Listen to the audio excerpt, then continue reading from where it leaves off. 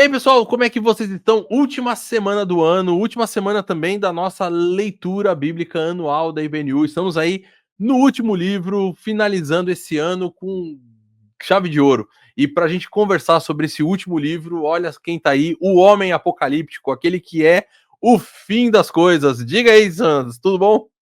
O fim das coisas tá ótimo, né, o fim isso é o que arrebenta com tudo no final, mas estamos bem, estamos aqui, e realmente Apocalipse é o fim dos tempos, é o fim do mundo. É um livro muito, muito interessante, né, eu acho que talvez não, eu posso afirmar isso com certeza, é o livro mais incompreendido da Bíblia, é o livro em que as pessoas tiram o maior número de teorias mirabolantes a respeito do plano de Deus e daquilo que a gente viu em toda a trajetória bíblica, né? Nós estamos chegando agora no último livro, na última semana, e é um livro que precisa ser lido com muita parcimônia. Ele tem muitas nuances, muitas chaves de interpretação, mas ele é um livro que traz uma mensagem, e isso essa que eu acho que é a grande vantagem do livro, porque essa mensagem, como você vai mencionar daqui a pouco sobre o Apocalipse, né, o que significa o Apocalipse, essa Uhum. mensagem não está escondida, essa mensagem está claramente revelada nesse livro. Agora, o que tá apocalipticamente precisando de uma nova versão aqui é essa parcimônia, mano. Que você chegou já chegando no nível elevado. Rapaz, Agora ficou se for para falar em complicado. níveis mais baixos, você precisa diversificar o seu público de participantes aqui, porque eu não consigo. Pessoal, agora falando sério sobre o livro de Apocalipse, o que que acontece? Você, principalmente, de repente, que tem aí lê também em outras línguas, lê principalmente no inglês, você vai ver que o nome do livro, por exemplo, na versão inglesa é Revelação, né? E em português ficou essa palavra Apocalipse, que talvez pra gente fica aí, talvez alguns mais lá do norte vão ficar, será que é do eucalipto? Vão querer, o que que vai querer fazer? Olha, na verdade, a palavra apocalipse, ela é uma palavra grega, é uma palavra que, inclusive, você tem ali duas palavras juntas, você tem uma preposição junto com o substantivo, a gente não precisa entrar nesses assuntos, mas a palavra significa revelação. A palavra, ela tem esse tom, ela tem essa ideia de desvendar aquilo que estava oculto, vamos dizer assim, de trazer à tona aquilo que realmente é importante para que a gente possa viver sobre bases bastante sólidas para a nossa vida. E é isso que eu acho que é interessante. Se você lê o livro em português mesmo, né? Se você pega o texto bíblico, a primeira frasezinha do livro, para mim, é a chave disso que vai acontecer, porque ele começa dizendo que é a revelação de Jesus Cristo. E quando você, inclusive, começa a ler o capítulo primeiro de Apocalipse, você vai ver que é exatamente isso que está apresentando.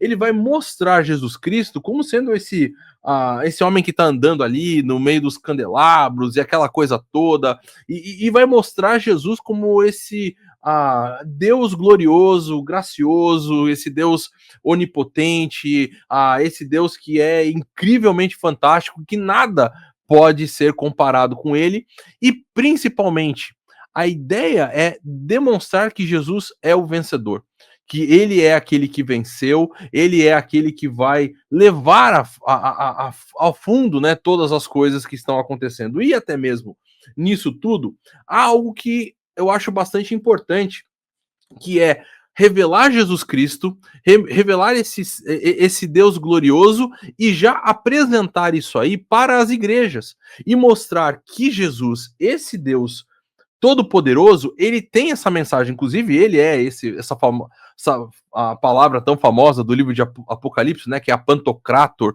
que é essa ideia de Todo-Poderoso, aliás, que é o nome de uma das bandas que eu mais gosto, depois se você quiser conhecer, você pode pesquisar aí, Não mas façam isso. Oi? Não façam isso. É uma banda cristã. Ah, e ele vai então agora apresentar tudo isso para as igrejas. Inclusive, você vai ter aquelas famosas 7 cartas, né, Jonatas, do Apocalipse aí, que vão mostrando Jesus tendo uma palavra para a igreja. E eu acho que isso é importante porque o livro de Apocalipse ele tem uma mensagem para a igreja daquela época e é a mesma mensagem para a igreja de hoje. Jesus é o vencedor e que cada igreja precisa estar observando corretamente os ensinos de Jesus, vivendo sobre ele, lutando contra o mal que está cercando, seja ele falsos mestres, seja ele perseguição, seja o que for, para continuar vivendo de acordo com a vontade de Deus, seguindo, sendo uma seguidora de Jesus, mesmo em meio a qualquer sofrimento ou coisa que possa vir. Acho que talvez essa ideia inicial já ajuda a gente a entender um pouco mais a base central de como o livro vai se desenvolver. Sei, você tem alguma coisa que quer complementar ou corrigir alguma coisa aí juntos? Não, não tem nenhuma correção não, mas é interessante a gente pensar que a situação da escrita, né, ou seja, por que que surge uma revelação nesse momento da história. A gente não quer entrar muito em questões teológicas do livro, né, o livro ele tem o número 7, para o pessoal já ficar com isso na cabeça, ele tem o número 7 como um número essencial e muito importante em vários momentos, então as coisas elas são repetidas em 7 vezes, então você vai ter 3 vezes o 7 sendo utilizado, são 7 selos, 7 taças e 7 trombetas, e há uma interpretação muito interessante de se você conseguir pensar geometricamente, né, de um movimento helicoidal, ou seja, de uma circulação em cima de si mesmo, mas sempre apontando para um final. E aí o que acontece? A gente pensa sobre a história desse livro, dessa revelação de Deus, como o Dilema mencionou, o próprio Jesus Cristo que faz essa revelação para o seu apóstolo João, que está na ilha de Patmos, muito próximo da cidade de Éfeso, e ele mencionou as 7 igrejas, que está no capítulo ali 2 e 3, e essas 7 igrejas, se você olhar, a principal, né, a primeira, né, é a de Éfeso, e as outras 6, quando você olha no mapa, elas estão circunvizinhando a igreja de Éfeso, eram igrejas provavelmente filhas de Éfeso. Então aí a gente já vê, no início desse livro, que a intenção dele não é um recado para um povo só, ou para uma igreja só. A ideia é justamente, olha, vão lá e espalhem essas informações para as outras pessoas. Por quê? Porque a mensagem que o Apocalipse vai trazer, e aí dentro das suas nuances de literatura da época, em como você fala, a gente tem que pensar o seguinte: um povo está dominado, não é? Nós temos um povo ali que está sob o domínio do Império Romano. Esse povo está paulatinamente sendo tratado como um povo subversivo, não é? A história vai mostrar que no início da era cristã, da igreja cristã, que surge após ali o evento de Pentecostes, a gente pode dizer, que surge ali o movimento dos discípulos e apóstolos, no caso, o movimento apostólico, que depois vai gerar vários discípulos de Jesus, e paulatinamente essa igreja vai sendo colocada para fora da sociedade, ela vai sendo perseguida, ao ponto de que, se você fosse empresário, por exemplo, lá no século III, quase no século IV também, você é um grande empresário e a pessoa te acusasse de cristão, chamasse de cristão, você é um cristão, seguidor dessa seita cristã, você perdia suas posses. Você podia até acabar preso. Você poderia ser morto. Por quê? Porque havia dominadores, principalmente das religiões que nós denominamos como religiões pagãs, as religiões greco-romanas, e eles tinham muita influência política. Então, quando surge essa revelação, e aí vem a questão principal que eu queria levantar aqui, qual é a mensagem dessa revelação? A mensagem principal é: esse império dominador vai cair. E você imagina o que é para um dominador, alguém que domina sobre as pessoas, que está abusando, né, também abusando, mas assim, está pressionando essas pessoas com o seu poderio militar, as suas ferramentas de lei, para que essas pessoas mandem os seus recursos para a sede, ou seja, para a manutenção do sistema de governo daquele momento, e aí você recebe de alguém uma cópia de um livro que é uma revelação, ou seja, quem leu esse na época entendeu, Apocalipse, né, a palavra apo e calipto, que ou seja, está sobre algo coberto, né, você está tirando algo que está sobre algo coberto, e aí você lê o texto, e aí você começa a ver as figuras, começa a dizer que esse tal de Jesus que está sendo mencionado aqui como revelador é o rei que vai dominar no final. Opa, esse pessoal está aprontando alguma coisa. Esse pessoal está preparando uma emboscada. Então imagina na época a cabeça do dominador, e assim, existem, por isso que o livro é muito simbólico, não é? A gente vai ter, por Exato. exemplo, elementos que são extremamente discutidos, o famoso 666, o número da besta, a grande Babilônia, o dragão que sobe do mar, a besta que sobe do mar, a besta que sobe da terra, e aí você tem esses elementos dentro desse livro que vão justamente ser representações dos poderes da época. Né? Depois, se vocês quiserem procurar na internet, existem alguns estudos a respeito do número 666, e aí fazendo o que é chamado de gematria, né? O gematria, que é a numeração do alfabeto. E aí, o que significaria esse 666? A maioria dos estudiosos vai dizer que é o nome de Nero César Imperador, que era o principal nome de perseguição da época, ou seja, foi quem mais perseguiu os cristãos. Claro que depois de Nero tem o principal, o pior de todos, que é Adriano, é depois do Apocalipse, ou seja, depois da escrita do Apocalipse, por volta do ano 125, Adriano vai ser o maior perseguidor da igreja, e Nero também foi um grande... Vocês se lembram da história do fogo que ele colocou na cidade de Roma? Sim. E o que ele fez? Ele botou fogo em Roma e acusou os cristãos, foram eles que botaram fogo, olha que doideira. Mas, enfim, é um livro que você precisa ler, por isso que eu utilizei a palavra parcimônia, porque se você não sabe o que é parcimônia, você já vai no Google e pesquisa. Aí descobre o que é parcimônia. Aí que significa ler com paciência e calma. Depois você tem que ler munido de boas ferramentas interpretativas. Vou deixar já um disclaimer aqui, um merchandising nosso aqui. Nós temos 2 cursos sobre Apocalipse aqui no nosso canal. Vale a pena, de repente, se você se interessar, voltar no curso e ver, porque lá nós explicamos... E assim, explicamos uma das linhas interpretativas, que é a linha que nós defendemos, e mesmo assim, na nossa explicação, nós não somos, como é que eu posso dizer assim, exaustivos. Nós não encerramos a discussão, nós falamos daquilo que entendemos fazer parte do texto, mas é um texto de muita complexidade que tem que ser lido com muita calma. E aí, você estava falando, e eu estava aqui pensando mesmo, né, porque... o que você vai ter? Você vai ter essa igreja, ou essas pessoas que estão passando por um momento de grande perseguição, de grande dificuldade da vida, e quando a pessoa passa por isso, é meio que geral algumas perguntas, como por exemplo, por que eu?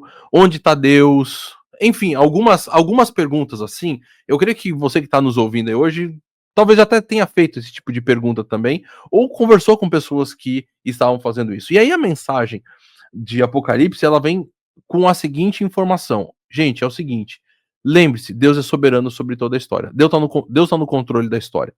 Então ele vai mostrar, e aí que até tem essas como o Jantos falou, várias linhas de interpretação, porque também são várias linhas de forma de enxergar a história, vamos dizer assim, de algumas formas.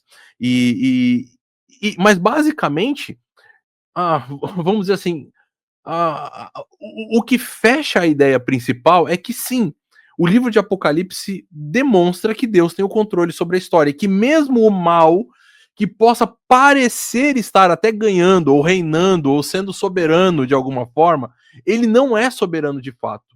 Ele caminha até o momento onde Deus permite que ele caminhe daquela forma. Talvez a gente possa fazer uma ilustração aqui, a gente vai fugir do livro, mas só para você ver do livro de Jó. Lembra do livro de Jó? Que ali era uma pessoa que estava sofrendo, e que você tinha essa realidade de que Deus permitiu. Olha, você pode fazer até esse ponto, você pode, desse ponto para frente não pode não. E ele foi até onde Deus permitiu. E depois Deus voltou e restaurou tudo. Por quê? Porque Deus tem o controle de toda a história, da vida individual, como também o controle da história geral. E a gente vê essa realidade sendo apresentada no livro de Apocalipse de várias formas. Uma das coisas que eu acho assim tão especiais é quando você tem ali o livro que fica ali aberto, né? O livro que na verdade está fechado, né? Então você tem um livro, João vê um livro e ele fala assim: esse livro está lacrado, o livro está fechado. Quem pode abrir esse livro? Esse livro tem a resposta. Esse livro agora vai trazer a solução, mas não tem quem possa abrir. E aparece que um certo desespero, né? Há um certo clamor. Como assim? A gente vai ficar vivendo dessa forma sem ter a resposta objetiva para o sofrimento e para a nossa realidade? E aí chega, olha, não, peraí, gente, tem aquele que pode abrir. E é só um. Tipo assim, não é assim, ó, tem um grupo de pessoas que pode abrir, Ó, tem um grupo de pessoas que foi muito bem na vida, sabe? Que, tipo, olha, foram pessoas que foram exemplares. Ó, não, tem aquele grupo de pessoas que, olha, era um grupo de pessoas que todo sábado ia pro monte orar, e eles tinham, então, assim, aquela vida de profunda devoção. Não, ninguém era encontrado para abrir esse selo, a não ser esse único, que ele é mencionado como, ao mesmo tempo, o cordeiro que foi morto, e ressuscitou e voltou à vida, e também mencionado como o leão da tribo de Judá, aquele que venceu. E aí, então, toda essa realidade vai apontar para Jesus, como sendo esse soberano de toda a história, que tem todo o controle, que ele, inclusive, abre os selos no momento em que ele entende que é a hora de se abrir esses selos, e quando ele abre, quando ele dá o pontapé inicial para isso, nada mais segura também a ação dele sobre a Terra. Pode vir cavaleiro, pode vir. Tem um homem lá que parece com gafanhoto, pode. Enfim, que são todas essas, né, esses símbolos e tudo aquilo que o Jonas falou. E a gente é besta, é coisa com chifre pra lá, chifre pra cá. Mas no fundo, de certa forma, o que está acontecendo? Até mesmo esses desdobramentos terríveis da história acontecem a partir da liberação dele de abrir cada um dos selos e permitir que a coisa aconteça. O Jonas, ele menciona, inclusive, essa questão de que ele tem esse sistema, né? Elíptico, como é que foi que você falou? Helicoidal, né? Helicoidal. Olha, ele tá cheio das palavras, ele deve estar com sono. Quando a pessoa tá com sono e fome, vai gravar, sai esse tipo de coisa. Mas o que você tem? É interessante que alguns estudiosos, eles acreditam até mesmo que essas aberturas de selos, de taça, de trombeta, na verdade elas não são sequenciais, né? Como ele falou, ele tem esse sistema helicoidal. Na verdade, você tem elas dentro de uma. Então, os selos são abertos, enquanto os selos são abertos, as taças também são derramadas, e enquanto essas taças estão ali, as trombetas também acontecem, que não é uma sequência de coisas que vão acontecendo, mas necessariamente é a história sendo demonstrada dessa forma. Era mais ou menos isso até que você quis falar com essa história, né? Exato. Essa junção de elementos, e algumas pessoas interpretam esses momentos, né? Porque é assim, você tem os selos, aí depois você vai ter as taças, depois você vai ter as trombetas. E é sempre no sexto para o sétimo, sexto para o sétimo, sexto para o sétimo. E aí o que acontece? Algumas pessoas elas interpretam que não são sequenciais. Ou seja, uma coisa é como dentro do judaísmo, isso é uma invenção do Jonatas aqui agora, mas dentro do judaísmo você tem o número 3 como um número muito importante. Tanto que quando você vai mencionar em toda a Bíblia hebraica que Deus é santíssimo, que ninguém é tão santo quanto Deus, a palavra kadosh, que significa santidade ou santo, né? Deus é kadosh, kadosh, kadosh, ele é 3 vezes santo, é santo, santo, santo. Então ninguém se compara em santidade a Deus. Então, talvez essa questão do 3 aí que seja uma referência tanto à certeza da execução, ou seja, nós temos plena certeza de que isso vai realmente acontecer, e segundo, significa também a completude dessa, ou seja, nada vai se comparar ao efeito final disso, né? Ao efeito. Então, por isso que o 7 se repete 3 vezes. Mas eu acho que tem uma questão muito interessante, quando a gente vai falar sobre Apocalipse. Eu vi isso de uma ilustração de um pastor, ele não estava falando de Apocalipse hora nenhuma, mas na hora que ele falou isso, eu lembrei do Apocalipse. Porque ele mencionava que a igreja onde ele pastoreava tinha programação de manhã e de tarde. E era tipo, sei lá, 10 horas da manhã até o meio-dia, e depois às 5 da tarde até.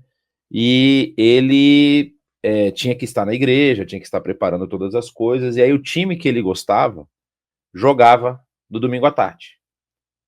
E aí ele era um time na verdade, foi um pastor americano, então era futebol americano. Okay. Não era exatamente futebol nosso, correto, que é o futebol, né? Bola no pé. O deles lá eles chamam de bola-ovo, mas enfim. Tem outros nomes para o futebol americano. Mas a questão é a seguinte, e aí ele mencionava que quando ele chegava em casa, ele já sabia o resultado. Se o time dele tivesse ganhado, aí ele assistia o jogo. Se ele não tivesse ganhado, ele deletava o arquivo.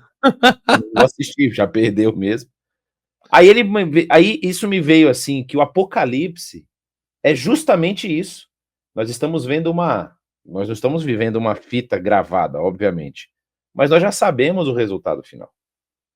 É isso que eu acho que deve ser a nossa certeza e a nossa segurança, não é? Porque Apocalipse, que é a revelação de Deus, ele vai nos revelar esse final.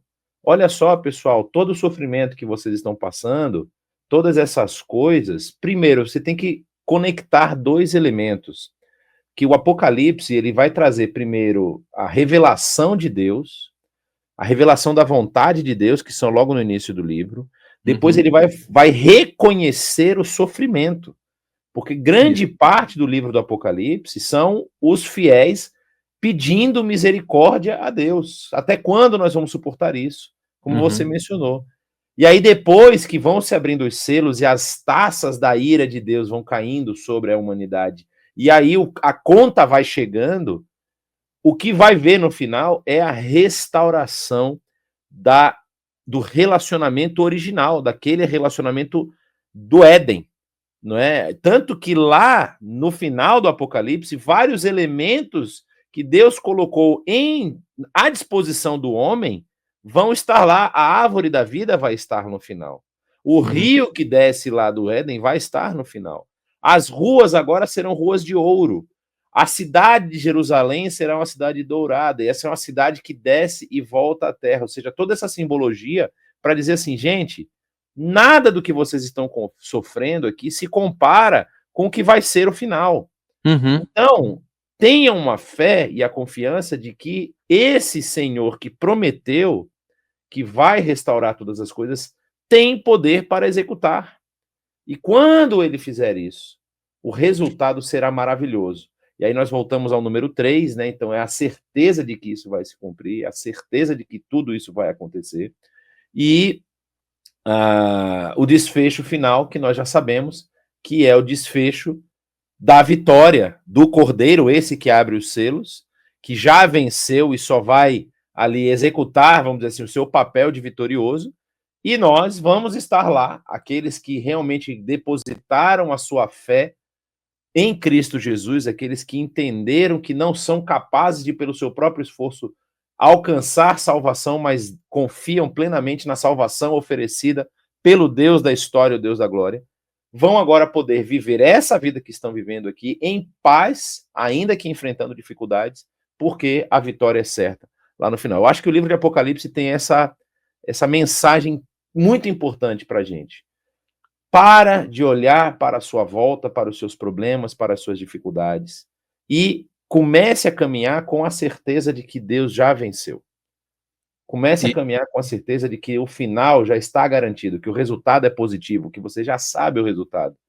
E isso vai lhe fazer... Aí você fala assim, então quer dizer que, como foi inclusive tema da carta dos Tessalonicenses, quer dizer que eu tenho que abandonar tudo e viver só para Deus porque eu vou ser vitorioso no final? Não, a sua vida continua. Os passos que você vai precisar dar continuam sendo necessários. O que você precisa fazer? Olha para trás, olha para a experiência do povo de Deus com o Deus criador e sustentador de todas as coisas e caminhe para frente com a certeza de que a vitória já é garantida. Esse é o segredo da nossa vida aqui. Aí vão chegar intempéries, vão chegar dificuldades, vão chegar lutas. Você olha, como é que eu posso sobreviver ou superar essa dificuldade? Como é que foi feito lá atrás? Aprendi. E sei que essa luta é temporária, ela é momentânea. No futuro, nós já somos vitoriosos pela graça e pelo poder de Deus em Cristo Jesus. Amém. E essa vitória eu acho bem legal, porque a gente tem elementos bastante típicos da época, né? Eu acho legal essa ideia do trono que vem, sabe? Essa ideia de tipo de um império mesmo, né? Porque o pessoal tá olhando para um império majestoso, um império de César, que é um império do eu tenho direito da vida e da morte, eu tenho o controle de todas as coisas, sou eu que mando. Olha o meu, enfim, a pomposidade dos palácios de ouro, aquela coisa toda. E de repente vem essa demonstração toda muito ali, né? O trono branco que vem com essa justiça. Você vai ter depois, então, essas ruas, né? Não é só simplesmente um palácio onde o rei está ali e ela é toda feita de pedras preciosas. O local onde todos moram é um lugar precioso. Eu acho essa ideia bastante interessante. Ele tem o chamado à perseverança, a gente vê isso de uma forma muito forte, desde as cartas, né? As cartas sempre tem quem tem ouvidos para ouvir, ouça, né? Tipo, olha, muda de direção naquilo que tá errado e vai perseverar. E ao longo do livro você vai tendo esses chamados, né? Até separei aqui algumas coisinhas assim de texto, só para a gente lembrar. Olha só, o versículo, no capítulo 13, o versículo 9 e 10. Aquele que tem ouvidos, ouça. Se alguém há de ir para o cativeiro irá. Se alguém há de ser morto a espada haverá de ser. Aqui estão a perseverança e a fidelidade dos santos. Então há esse chamado a essa perseverança e a fidelidade, independente das adversidades, do perigo que possa vir. E até acho que foi você, a gente estava conversando outro dia, e você, não lembro se foi você, porque foi alguma coisa boa, então não sei se foi você mesmo, mas falou sobre essa questão de que daquela palavra de Jesus, né? Não tema quem possa tirar tua vida, mas tema aquele que, além de tirar a tua vida, pode também lançar a sua alma no inferno, né? Foi você que... Você, fui eu mesmo. Vai, foi você, né? Brincadeira. É. Às vezes ele fala coisas com parcimônia e aí sai alguma coisa. Mas enfim, a gente tem essa realidade de que, apesar dessa dificuldade, o chamado à perseverança, a você olhar com esperança à vida e resistir às adversidades é forte. E para mim, um dos pontos principais que tem a ver com tudo isso é a justiça. Porque aquele império é um império do mal, não é um império justo, e não há como você buscar justiça no meio de uma situação de opressão, de dificuldade e de um império que é mau. Agora, toda essa injustiça que vem do Império Romano, seja daquilo que for, seja da realidade do Brasil, do mundo que nós estamos vivendo hoje, você que está nos assistindo, seja da onde você está, provavelmente você vê injustiças acontecendo. A justiça de Deus, ela vem e vem de forma grande, ela vem para, vamos dizer assim, aniquilar não só aquele mal, mas ela vem para aniquilar todos os efeitos do mal, que a injustiça é um deles.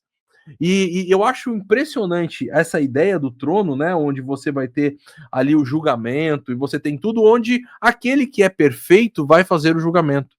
E como o Jonatas colocou, esse julgamento não está baseado na salvação pelas obras. Olha, você não vai chegar diante do trono branco e falar assim, não, mas sei lá, eu não dava 10% de dízimo, eu dava 50% de dízimo. Ah, não, porque eu fazia tal coisa, porque eu todo sábado saía na praça para fazer entrega de folheto, sei lá o raio que você pode falar.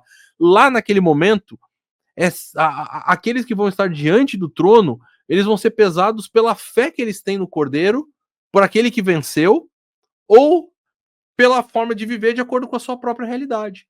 Então, aqueles que entregaram a sua justiça àquele que é justo e que pesa todas as coisas e que vai nos devolver essa justiça, não por nós, mas por Jesus, esses vão encontrar vida e esses vão encontrar esse lar de alegria e de não mais choro, não mais tristeza e essas coisas todas. Então, você tem essa esperança bem desenvolvida. Eu acho que, por último, Jonatas, até por causa do nosso tempo, o que eu acho também impressionante no livro de Apocalipse é o conceito de que, mesmo em meio aos sofrimentos e às dificuldades, o livro está sempre lembrando as pessoas do conceito da adoração. A adoração, ela é exclusiva a Deus. E que, inclusive, até mesmo a dor e o sofrimento, em vez de ser uma situação de acusação, deve ser uma situação de adoração. Porque você vê pessoas que estão ali debaixo do trono e elas estão falando até quando, Senhor, até quando? Mas elas não falando por que você faz isso, você me abandonou. Não há uma acusação na dor, mas há um desejo genuíno de justiça expresso em forma de adoração. Então eu acho que até nisso o livro nos ensina muito sobre como enfrentar as dificuldades da vida. E nos, vamos assim, nos recalibra para podermos viver de uma forma organizada e bem vivida diante de Deus e até mesmo diante da sociedade. Eu acho que isso também nos ensina, assim, a como desenvolver bem a nossa vida. É uma coisa que você pontuou nessa parte da adoração no sofrimento, é que as expressões que nós vemos, que também vão estar refletidas lá, como você mencionou, o livro de Jó, são expressões assim: eu estou apresentando a minha queixa para um único que pode resolver o meu problema. Exato. Eu acho que é esse tipo de coisa, porque uma das dificuldades que a gente vai enfrentar na vida, no momento da dor e do sofrimento, é a gente continuar com essa mentalidade de que se nós temos alguém a quem podemos recorrer, esse alguém é Deus. Muitas pessoas acabam cometendo esse, vamos dizer assim, esse equívoco de olhar para Deus no meio do sofrimento e falar: não, se eu estou sofrendo é porque esse Deus aqui não pode resolver meu problema. Então vou procurar em outras fontes. Isso é muito grave, não é? Porque ainda que no sofrimento a sua queixa seja direcionada a Deus, e aliás, vários salmos fazem isso. Isso é uma das principais, vamos dizer assim, lições que os salmos nos dão, né? Os salmistas tão consagrados, o salmista Davi, que é um homem segundo o coração de Deus, vai ver os salmos que ele escreve, reclamando para Deus por que Deus está permitindo que ele passasse pelo que ele passou. Então, esse sofrimento que nós vemos aqui dos fiéis, né, como você falou, dos perseverantes, esse sofrimento está direcionado para Deus. Deus, até quando você vai deixar que isso aconteça? Vem e executa a sua justiça. É essa que é a informação que eu acho que é fantástica também nesse livro. E isso deve ser uma lição para a gente. Quando a gente passar por dificuldade e por sofrimento, não é que a gente não deve levar as nossas queixas, mas leve as queixas àquele que pode resolver. E sem tom acusatório, no sentido assim, né, de você é culpado, quem mandou você fazer isso comigo, eu sou um cara tão bom. Até porque ele pode fazer o que ele quiser. Ele pode acabar com a sua dor, acabando com a sua vida também. Então, assim, é bom ficar esperto. Mas a ideia é essa, né? Ou seja, eu estou no sofrimento, eu estou na... Senhor, por que eu estou sofrendo isso? Por que isso está acontecendo? Até quando o Senhor vai deixar que eu passe por essa situação? Não há nenhuma dificuldade com isso. É só para a gente alinhar. Eu acho que o ponto principal você mencionou. O sofrimento, ele tem essa capacidade de nos realinhar, de nos virar para o lado correto. Olha, é para cá que se anda. Para onde você está indo, você está pegando sofrimento. E aí, se você se voltar para o Senhor, ainda que você não tenha, vamos dizer assim, o sucesso e as vantagens que você está buscando, Deus vai entregar para você o que você precisa. Esse é um ponto muito importante. Nós não recebemos além daquilo que nós podemos suportar e já recebemos dele todo o necessário para uma vida de piedade. Aí nós utilizando 2 textos do Novo Testamento. Mas é uma lição muito importante que o Apocalipse traz para a gente, sim. É isso aí. Já diria o famoso filósofo teólogo, o sofrimento, a dor é o megafone de Deus aí, que nos chama para nossa realidade. Paul Tillich que falou isso? C.S. Lewis. Ai, caramba. Problema do sofrimento, galera. Problema do sofrimento. C.S. Lewis. Pessoal, obrigado por esse ano de acompanhar a gente, de bater papo, de escrever aí nos comentários. E você coloque aí aquilo que também chamou a sua atenção no livro de Apocalipse. Em janeiro a gente continua, só que não vamos continuar com esse projeto de leitura. Tem projetos novos aí para vir do Ministério Integre, aqui o Ministério de Jovens da IBNU. E você é convidado a estar com a gente. Jonatas, brigadão, manão. Tamo junto aí pro próximo ano. Vamos ver o que vai surgir aqui no Integre. Sempre que a gente puder ajudar, tamo aqui. É isso aí. Valeu, galera. Até sábado que vem. Tchau.